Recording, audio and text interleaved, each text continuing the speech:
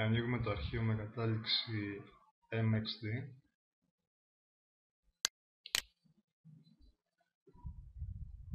Πάμε στο Toolbox.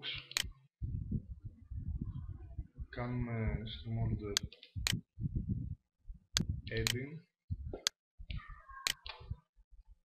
Εδώ έχουμε δύο μεταπητές, 5 και 4.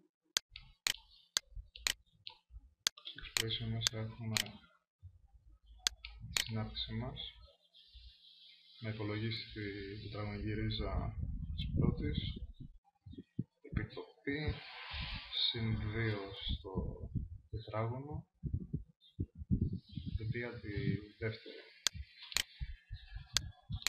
Κάνουμε run.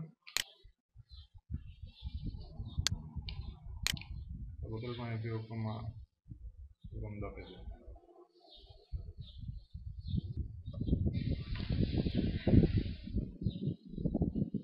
Τώρα δεν ξέρω πώς κάνουμε αποθήκευση. Πάω στο Save As,